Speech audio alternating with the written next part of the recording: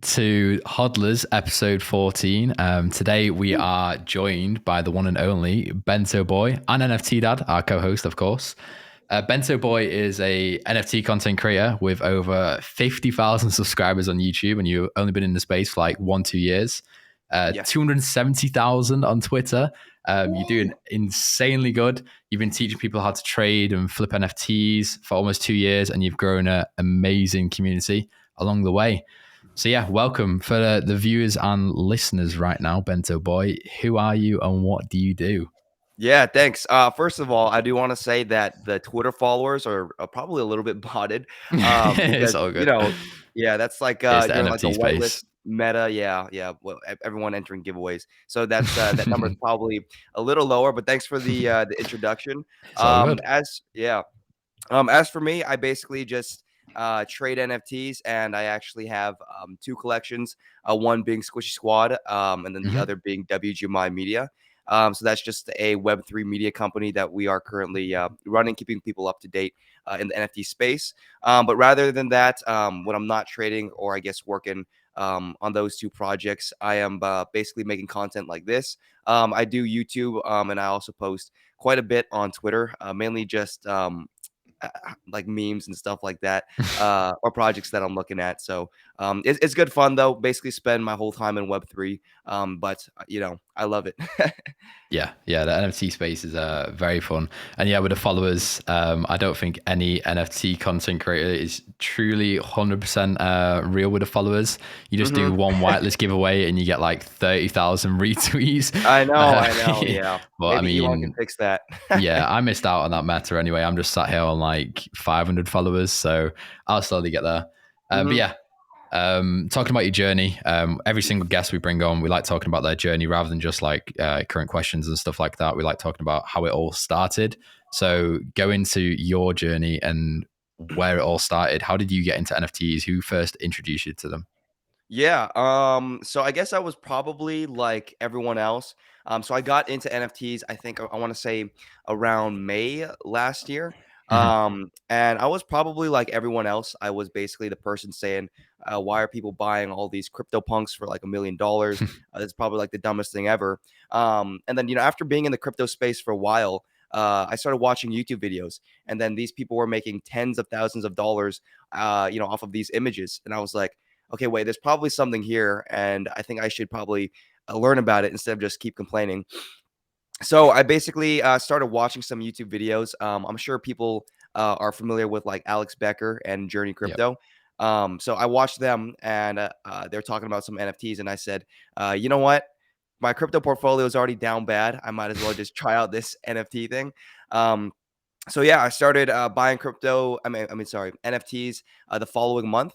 My first NFT was a Crypto Beast NFT, and I immediately sold it for a 2x profit. I think it was only some like $200, but I remember that feeling that I got was like, oh my gosh, this is real.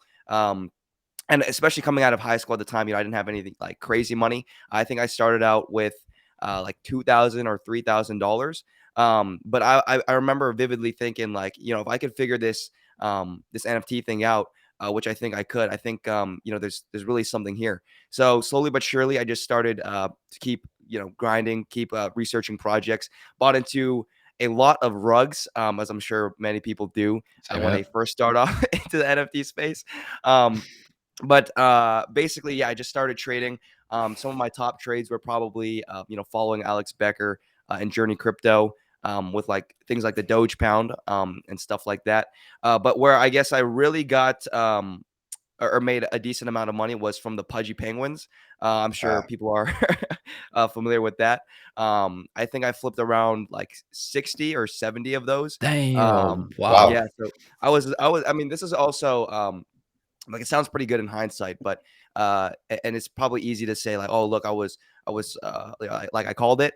In all reality, I just thought they were really cute, and I was basically just being a degenerate. So luck was definitely a factor. It could have gone the opposite way. But yeah, I made a decent amount on that. Um, and then following that, I basically figured out that a lot of the same collections were pumping based Mhm. off of same specific influencers. So back in the day, it was a little bit different. So you had people like Beanie Maxi or Pranksy, and they would buy hundreds and hundreds of NFTs, and the floor would move up.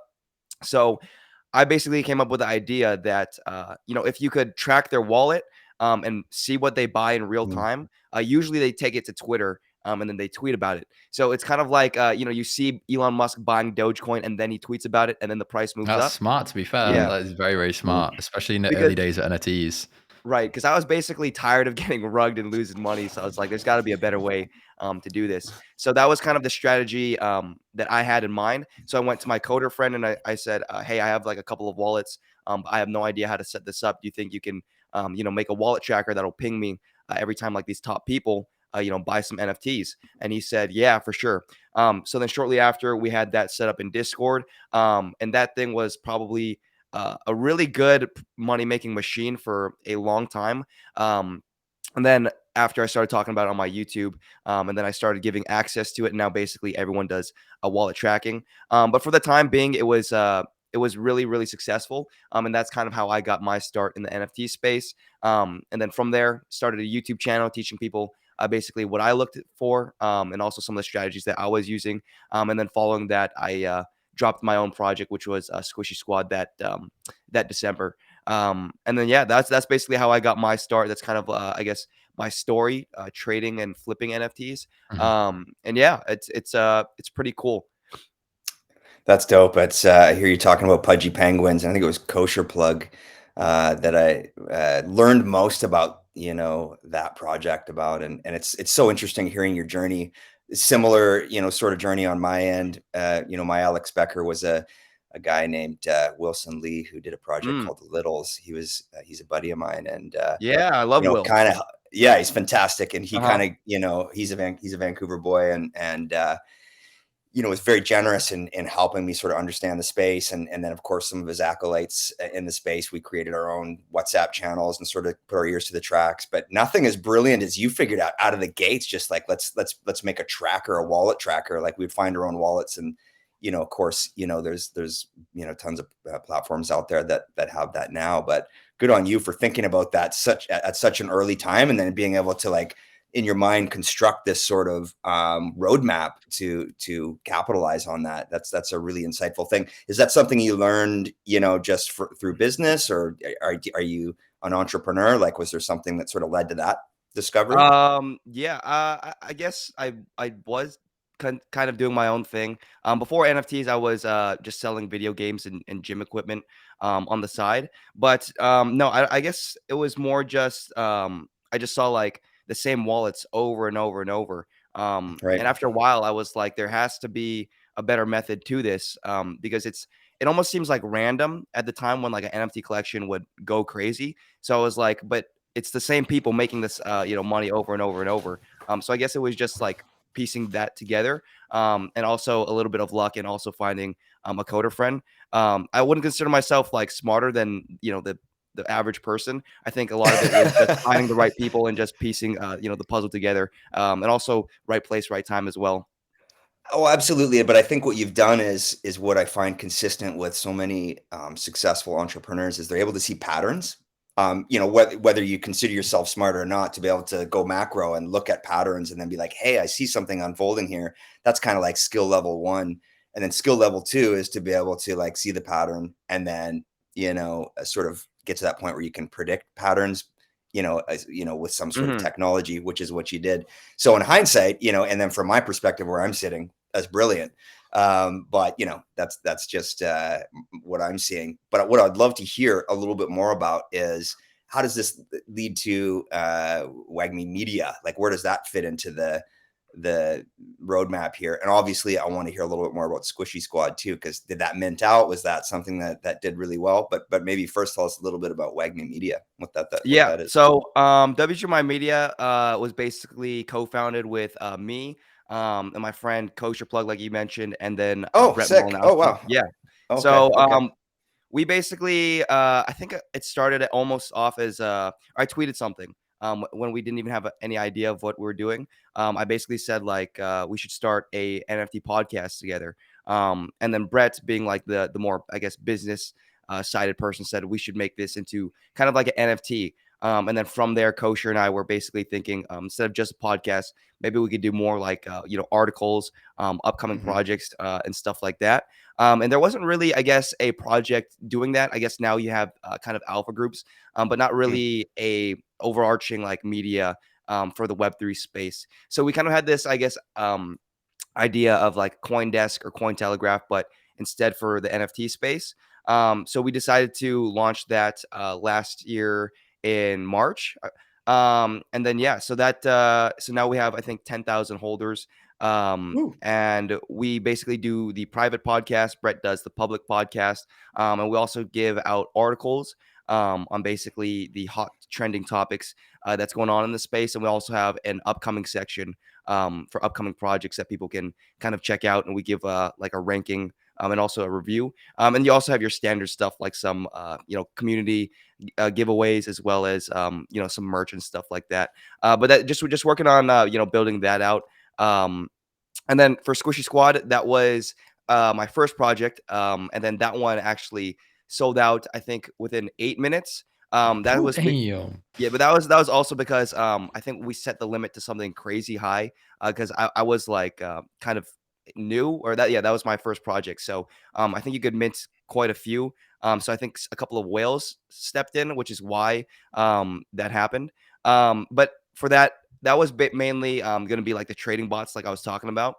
So people were like you told us how to do it, but they didn't really have access to it. So that NFT basically granted you access to a couple of like the market bots that I personally use, as well as some other cool stuff like private videos from my end, the whitelist giveaways and stuff like that. So that was basically the vision for Squishy Squad. And then after that, we kind of pivoted, and then I started WGMI Media. So that was kind of the process of that. So note to self: WGMI Media, not WagMe Media. I don't know why. No, but people do say WagMe Media. Do they? Yeah. So it's I guess the same thing. Fair enough. So you know what I'm saying when I say wag me. Yeah. I just think of a dog like wagging a human. I don't know why I see that in my head. But anyway, what I'd love to hear about, and I think what our listeners would love to hear, given this sort of rich history that you have and sort of the circles you run in the NFT space, these are, fast forward 5 years, we'll look back on what you guys did as sort of legendary, if not sooner. But during the peak of NFTs last year, you had sort of a schedule, probably pretty frenetic, busy schedule. How is that contrast to today? Like what's changed for you? What are the big sort of shifts that have happened in the space for you, scheduling wise? Yeah. So I guess I have a little bit more free time, but it's almost not not like not a major difference. I guess when you're starting like a project, it's probably the most stressful time ever. So if you're watching this, thinking about creating your own project, just be ready, because I was so nervous. Everything that could go wrong is playing in your head. You want everything to go perfect, and then you have to do marketing, get people excited about the NFT, figure out what you're doing after mint. So that was like probably the craziest time. I would say like the week before you launch, I probably got like barely any sleep. So that was definitely the hardest part, I guess. And then even post mint, the stress, I guess, never really goes away, because now that you mint the project, now it's like, okay, now it's go time, and you actually have to put in the work and execute everything that you said you had planned. So I guess it's more or less just constant work. I guess, however, nowadays that it's a bear market, you have a little more free time, because there's not, I guess, like 100 projects you have to look out for. It's maybe like 10, because the market's a little bit slower. But even still, from what I see, people are, even more demanding because everyone's bags are going lower and lower, and they expect you to do more. So it's, I guess it's just a lot of pressure. So if you're, but that's basically what I signed up for as well. Right. So I would say I have a little bit more free time, but in general, it's still this takes up probably most of my days. But yeah, I mean, this is what I love to do. Yeah, and I'm so curious. I mean, I'll throw it over to Leon for the next question, but I'm just so curious. During that week where you didn't sleep, or that go time right after you minted out, can you recall any sort of specific anecdotes that sort of illustrate how insane that period of time was for you? Like, did anything catch you off guard, or like, did you have to go back and, like, I don't know, change the code or deal with something that, I got a few buddies that minted stuff out, and one of them had a huge problem with airdrops. They didn't even figure that out. So post mint, they were like scrambling and, just chaos. So anything come to mind that you can recall from that super busy time?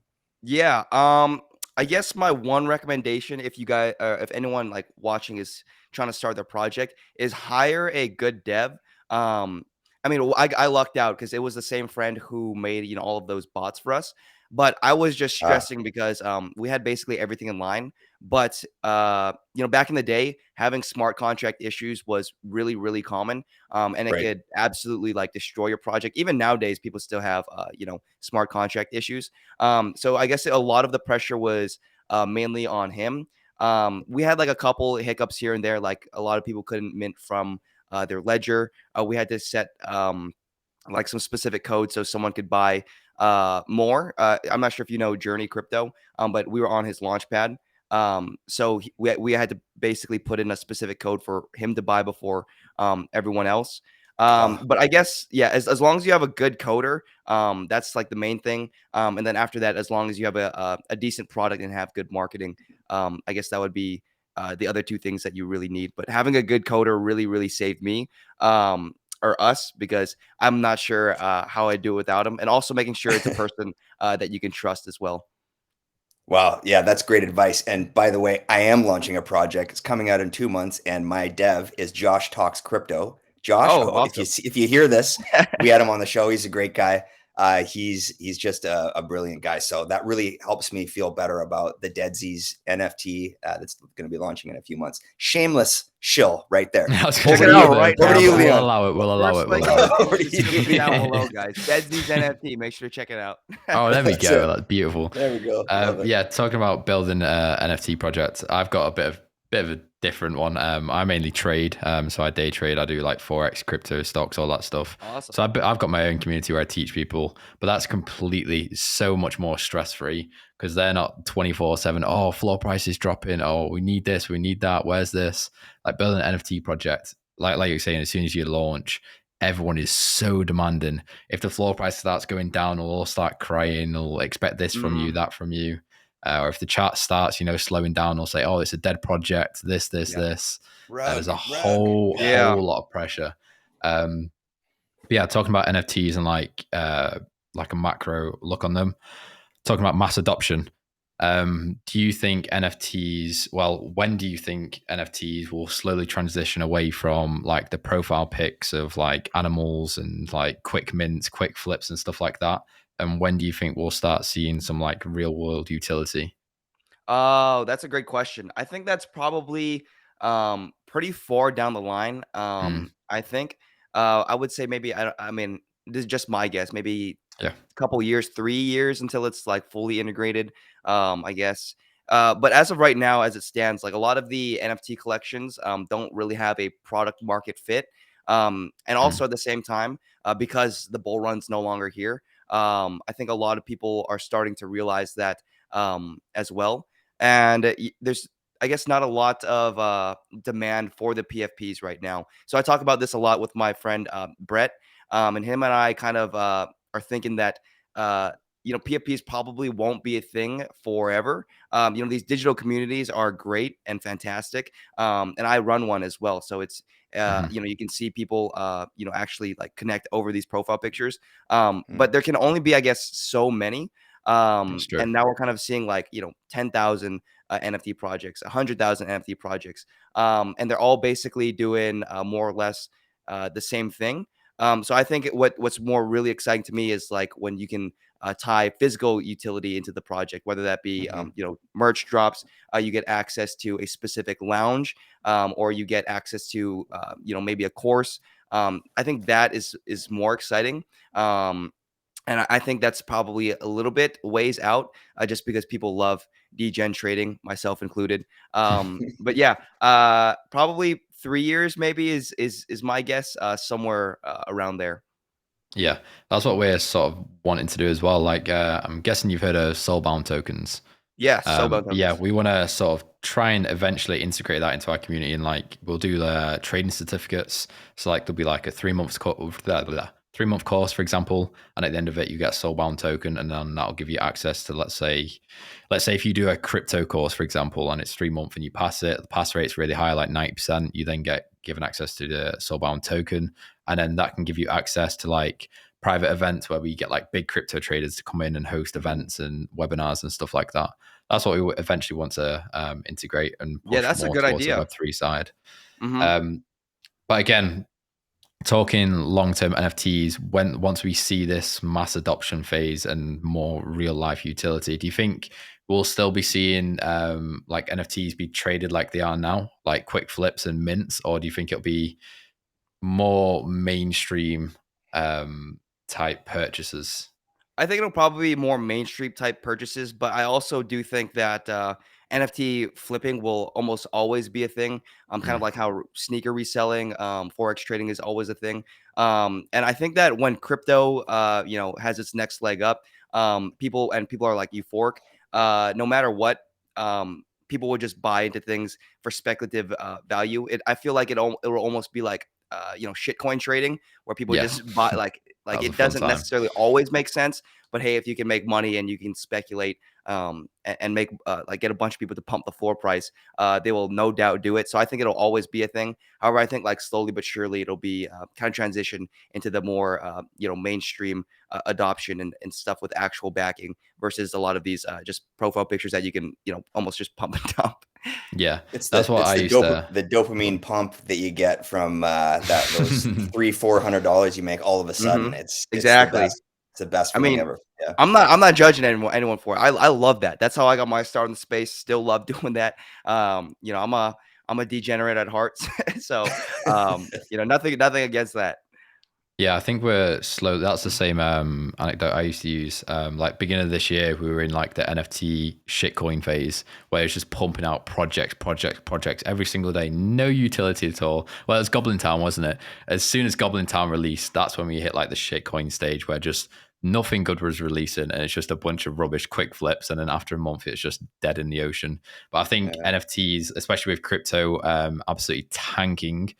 I think NFTs are sort of slowing down, and we're hopefully, I hope for the best, we're sort of seeing a bit of a transition into some decent, big, well built projects, hopefully. And we're moving away from those quick, like free mint type stuff. Hmm. Dick Um, Butts NFT. What's that one? yeah, Yeah. Dick yeah, Butts. What stuff are you? like that. You're not rocking with a dick butt? I didn't buy one. Damn it! I Yeah, should have. I know. But yeah, moving on to moving away a little bit away from NFTs now, onto the crypto space and current news. A lot of stuff. Literally, the past 2-3 weeks have been mayhem on Twitter. Hmm. Everything has been going on, and we're going to talk about Elon, big boy Elon, and buying Big boy Twitter. Elon. Yeah. What's your opinion on the entire thing? Do you think Elon's going to do a good job over Twitter? I mean, yeah, Elon has a proven track record. He also has a Tesla and SpaceX, which has been That's proven very true. successful. So Mhm. I don't think Twitter would be any different. I think he's gonna definitely adjust and adapt. He definitely has a lot of things to learn, as we all do. But I Mm. think Twitter will be a success. But a funny story on that, he made the Twitter verification thing I $8 a was going to month. ask you about this. Yeah. So, Yeah. I mean, I guess I could say now, but during the bull run or whatever, I paid for my verification, Yeah. and it wasn't cheap. And Wow. then now, you can get it for only $8 a month. So, I kind of got rugged there, I guess you could say. Um, but it is what it is. Thanks, Elon, for that. It's kind of a funny story though. Yeah. Can't Yeah. you double verify now? Isn't there like the one you pay for $8 and then another sort of Yeah, like, yeah, like, I forgot, but I don't even think I have that one, so my I God, I don't even know what happened, yeah. So yeah, I what's your think you should opinion get on that one. the verification thing? Because I know Yeah. you're actually, well, technically you're verified.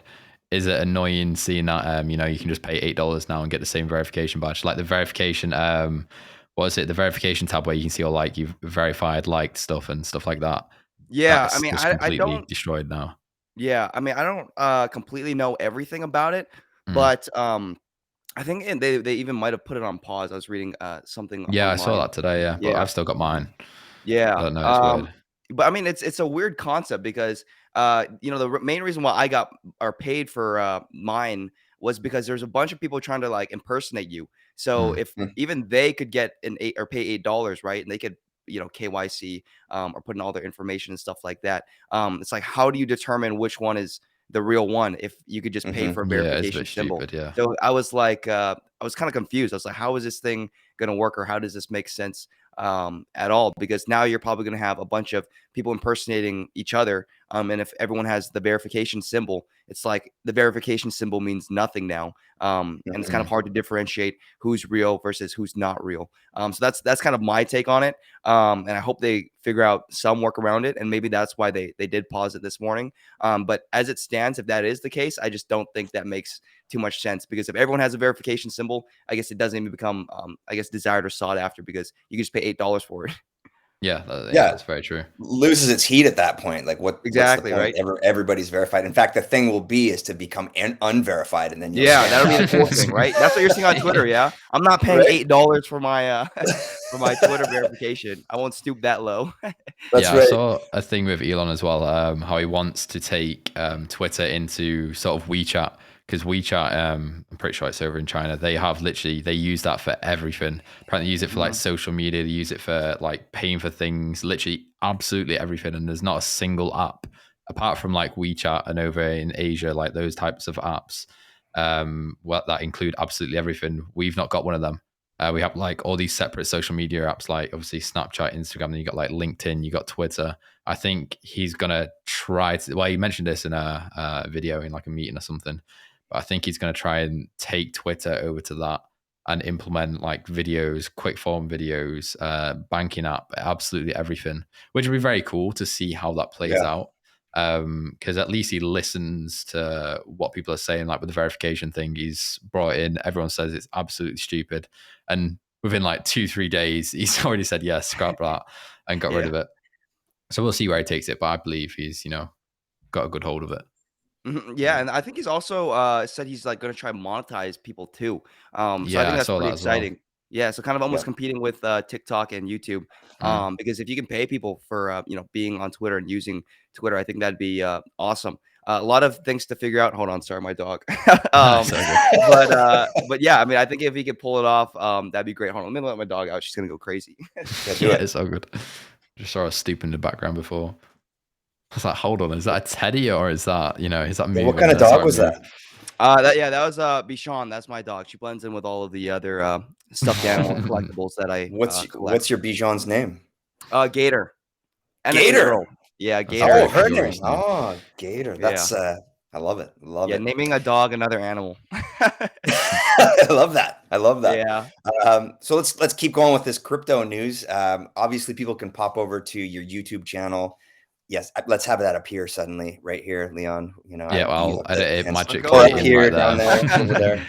there. The FTX Binance news. Maybe you could just give us a little quick Cole's Notes version on that, because obviously they can pop over and listen to the full form on your YouTube channel. But what are your thoughts about that and its influence on the horrific state of crypto at the minute? Oh, geez, we're down It's bad, not looking guys. good. The crypto markets are down atrocious. But I thought the whole situation was eye opening. Because FTX is like the number 3 exchange, or was the number I 3 had exchange. such big belief in FTX. They were like Me one of my too. top Yeah, ones. Yeah, no, a lot of people did, right? Yeah, Did yeah, you yeah. guys have any money, I guess, tied up in there? Nope, I did thank not. God. Thank Oh, Thank God. thank God. goodness. You? No. No, You? I had an FTX US, but I like transferred out like right when I like saw a little bit of rumors going about insolvency. Damn. Oh, Because good for I'm not you. sure if you guys heard about Voyager, but I had money in Voyager and I basically got locked out, no withdrawals. So as soon as I Jesus saw that, I was Christ. like, I'm not gonna Not get taking stuck that again. risk. Yeah, good for you. Yeah. But I don't know, maybe you guys can give your thoughts as well. But the whole situation was I think completely mishandled, especially by SBF Sam Bankman-Fried. And on top of that, it kind of shows how smart CZ was. He Dumping played all of them his tokens so hard. so I hard. played him Yeah. so He's hard. like, his brain is so big.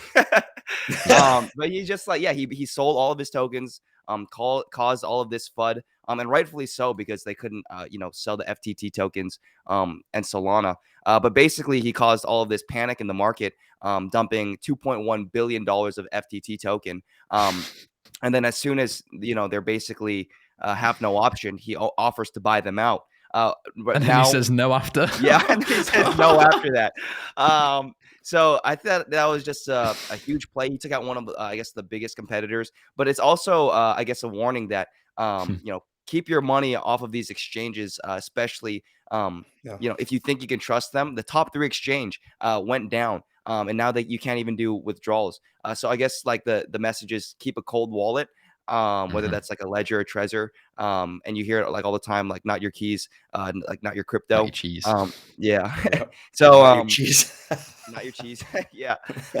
But yeah, I would love to hear what you guys thought about that whole situation. I just think it's crazy how the entire point of crypto was to be decentralized and like nothing would affect the markets, and like it wouldn't be persuaded or moved by anyone, even governments. Yeah, an exchange can come in and move the markets that much. Ethereum had like I think 20, 23, 25% move down in like 2 days. And then CPI released the day after. Then we saw like a 15% increase the day after. The markets moved, trillions within like 2 days. And yet crypto is meant to be this, decentralized, nothing affects it and stuff like that. I don't know. I just don't understand the entire point of crypto now. Like, even if governments want to, like, they can just say, okay, we're banning crypto, done. That's it. If you trade crypto, if you purchase any crypto, you're going in jail for 3 years, done. Like, I don't truly understand the true usage of crypto. Like, especially if they're trying to sell, well, not really trying to sell, it's not a certain person, but they're trying to pinpoint the decentralization, and that's the main selling point of crypto. Yeah, big companies can come in and do stuff like that. Yeah, Yeah, and definitely. I think the scariest part was just kind of the insidious behind the scenes stuff that's come to light now, like just the criminal Oh yeah, behavior yeah. that kind of made its way into a top 3, exchange. And I still think it's there's a lot of immaturity in the space. I think in any money based economic structure, there's always room for people to do with nefarious intent. And I think there's a little bit of just vulnerability on the part of like folks out there with tons and tons of money, wanting to, kind of make money quick. And then, you do your own research, right? I think that there's just this layer of people like, who's doing the research here? Is it you? Is it you? Okay. Yeah. You do all the Yeah, research, very right? true. And then everyone's just like, did you do the research? I think so. And then everyone just sort of piles in.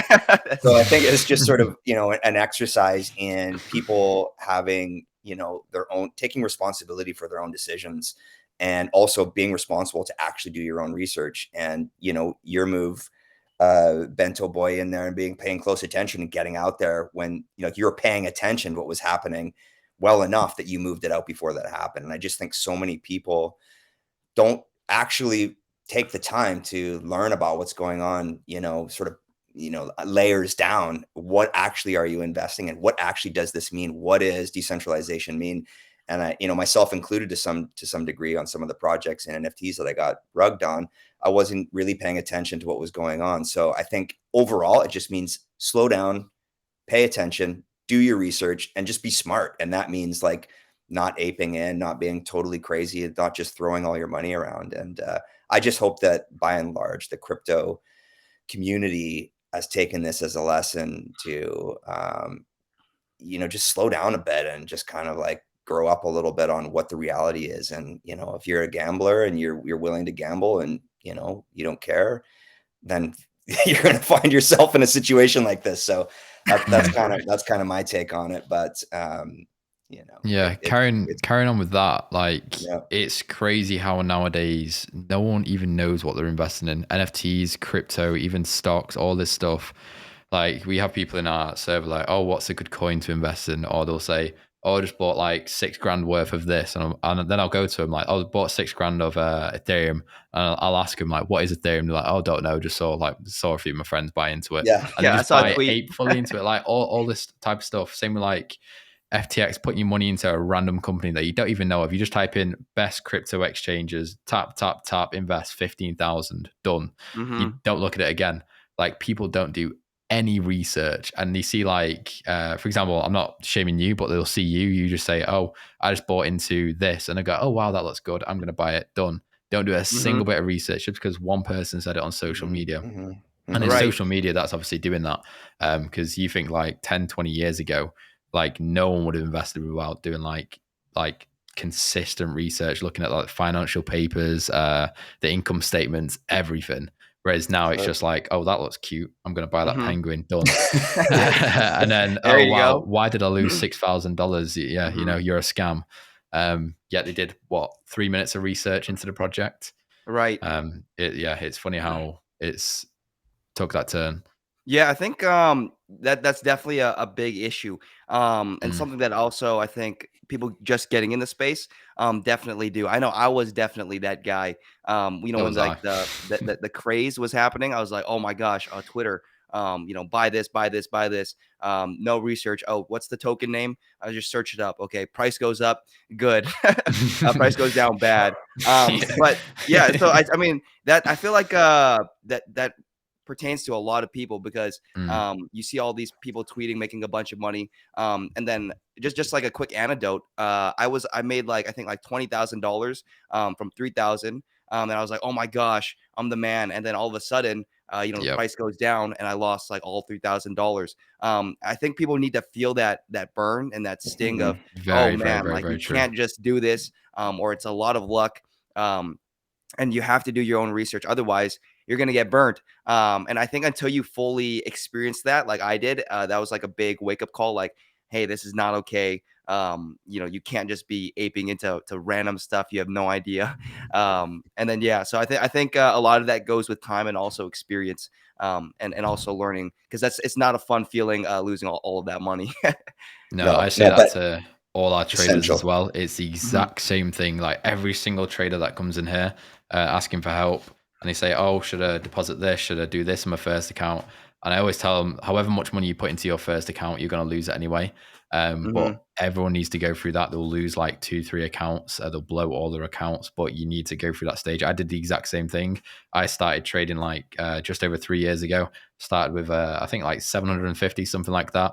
I made quite a bit. I was like, oh yeah, you know what? I'm the absolute man. I'm the best trader in the Yeah. world. Right. More. And it just went boom, all gone. And I Hmm. was like, yeah, no, this is a scam. I quit for like a solid 3 to 5 months. Then I came back. I was like, you know what? I'm actually going to take this seriously now. So it's the same with anything. Everyone needs that wake up Nice. call because you just get too cocky and too Hmm. greedy. Nice. Well, hey Leon, what do you think? We got two sort of like time machine prediction based questions left. That we'd love to hear. I'll take the first You one, and take then first, I take second. yeah, yeah, Beautiful. yeah. Um, what do you think's going to happen? Is Brendan? Yeah, Yeah, Brandon. Yeah. Brandon. Hmm. Brandon got it. What do you think's going to happen, Brandon? Next bull. So it's, I don't know, 2 years, a year, however long winter is, crypto winter is for us. Hmm. What's your prediction? Like, give us your gut feeling on when you think the next bull is going to kick off. Like, have we reached capitulation? Have we hit the bottom, or you see like more just like slaughter, more blood in the streets? Like, what are your thoughts? Yeah, I Yeah, want well, to hear hopefully by next bull run, we're all retired. Um, We'll see about that one. it's hard to say though, I guess. When next, I personally think that we have a little bit more down to go. Again, my prediction is as good as almost anyone's. No one really knows for sure. A lot of this is just speculation. Hopefully, it happens sooner than we think. However, I'm just playing the long game. I have a stack that I just don't touch almost Mhm. no matter what. That's like my 5+ year hold. So I think like having like an exit plan is important because I know a lot of times people just buy in and they have no idea how long they should hold for or have any plan at all when they do buy the crypto. But hopefully, ETH rips past $10,000. Hopefully, Hope JPEG so. NFTs are going crazy. People are euphoric again. And then WAGMI, the term is revived. When that will happen, it could be, it could be a year, 2 years, 3 years, maybe even only a couple months. No one really knows. But I hope that that people will be euphoric again. And I'm sure, like both of you guys, I'm a believer in it. So I think it will happen. It's more just kind of playing the waiting game. And I do believe that if you wait and if you can like bear through the storm, you can no doubt win in this space. I think it's just it will take time and it will take patience. And it's not like that quick money that everyone kind of thinks of when you think of crypto. Yeah, I I've got definitely a hope. part. Oh, go on, I've go got on, a go on, part Tyler. B. I got a part B to my question. Sorry, Leon. Part That's B. all good. Do you like right now through like so Bulls not for a year, 2 years? You say. Do you think there's opportunity? Do you think there's money to be made right now over the next couple of months? And if so, like what area? Where do you think that lies? Yeah, Where's the gold? definitely. Where's the hidden gold? Yeah. Okay. That's a great question. Yeah, I think no matter what, there's always, I guess, plays to be made. And I talk about this all the time on my YouTube channel. Although we're not euphoric, although it's not like crazy as it was a couple months ago, that does not mean you can't make money in the space. And because a couple months ago, you could basically close your eyes, scroll through OpenSea, pick any collection, you'd make money. Same thing with a lot of the crypto coins, and that's what a lot of people were doing. And it kind of goes back to what we were saying. Now it's just a lot harder. You actually have to do your research, vet the team, make sure the project you're not buying into is a complete rug. But we're seeing collections pop off still. I mean, just in terms of NFTs, not even crypto. We had art gobblers. If you got on that, that's $20,000, $25,000. I know that's a little bit controversial because people only say influencers got on. I actually didn't get any though, and I reached out. What? Yeah, unbelievable. It's okay. But that's just. But on top of that too, it's it goes back to personal branding too, right? If if the influencers or people that are making content in the space are the ones who are getting like those whitelists easier, I think instead of people kind of looking at that and complaining on the timeline, we're in a bearish period. You might as well build up your personal brand, like how you guys are making this podcast, how you guys are building out your own platforms and projects and stuff like that. I think that's a great idea because now is the time to really build those skills in the bear market. And on top of that, we have projects like KPR popping off. We had Project Atama. Now we're seeing every single art block set make people money.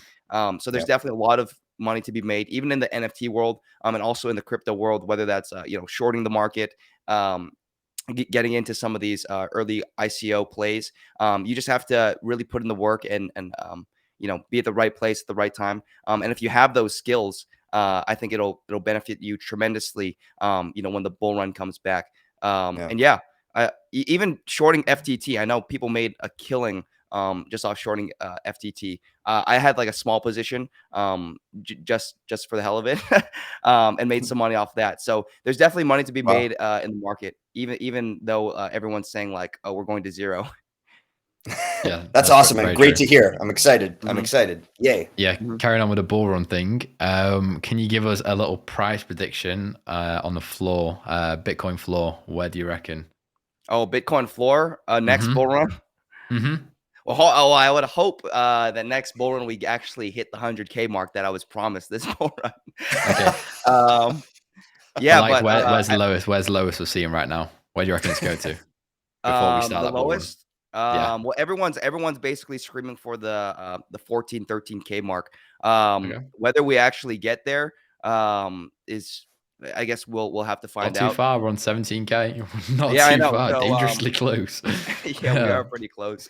But I'm just kind of averaging in because I think that that's the smartest. if we're waiting like 5, or I'm willing to wait like quite a while. So whether it's 15,000 versus 13,000, if Bitcoin does hit that 100K price point, I don't think that the 2K will really make like a huge difference.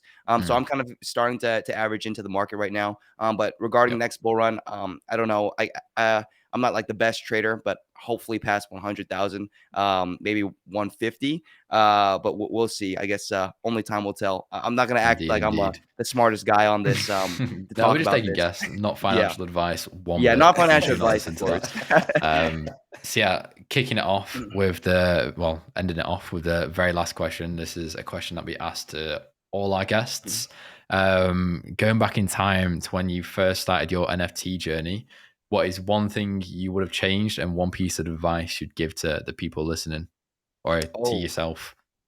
That's tough. I would have to think about it. So what was it? One piece of advice and one thing. One piece of advice and one thing you would have changed or did differently. Like you're hopping into a time machine as yourself and you go back and you see yourself right before you're about to buy that first NFT. And you could say, like, whisper in your own ear, be like, Brandon, do this. I don't know if I would give like a specific piece of advice. I would probably let, I guess, old me figure it out. It would be more like, I guess I would tell him along the lines of like, just stick with it. You know, you're gonna make a decent amount of mistakes. You're not perfect. You're gonna mess up, and that's all right.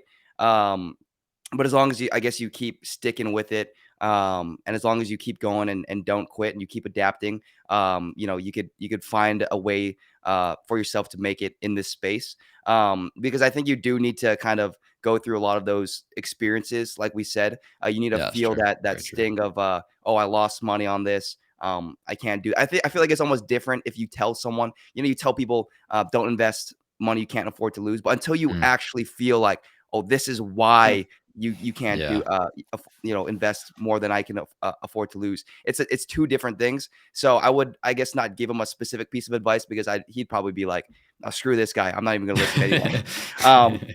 So I guess just learning from those mistakes, keep adapting and keep pushing forward. I think that's what really matters, because I do believe that if you can just do the basics over and over and over again for an extraordinary period of time, that's where the real success kind of lies. And then, sorry, your other question, or the other question was one piece of advice and one thing I would change. Yeah. One thing I would change. I would probably just maybe give like a specific project to not buy in. Maybe one. I'm not sure what I would change. Maybe just handling like my relationships a bit more. Or I feel like when I was really into it, I would just wake up and then stay at my computer all day, not see the sun. And my health was really not great. Like, that was probably the most out of shape I've been. I wasn't working out. I wasn't I guess treating my body right. Sounds kind of corny, but it's true. So I guess changing that, or trying to fix my health wise is is probably really important. So you'd go up to your ear and be like, Brandon, don't fucking skip leg day. I would do that, or just get in the gym. I was skipping everything day. Everything day. Yeah, I was skipping every body part. I was not working out at all. Yeah. Nice. But nice. Yeah. Awesome. Well, we'll wrap it up there. We'll finish up. Thank you so much for coming on. That was amazing. Thanks for having me. You guys can find BentoBoi on absolutely every platform. And your username is obviously BentoBoi, YouTube, Twitter, Instagram anymore, or is that it? No, that's about it. BentoBoi NFT on Instagram and Twitter, because I know some guy just DM'd me the other day saying he lost 10K from a scam account. Probably because Twitter verification using a new verification as well. Yeah. Oh fuck. Yeah, well done, Elon. Well done. Well, yeah, we'll end it off on a horrible note. All right, thanks for having me, guys. Yeah, great pleasure to meet you.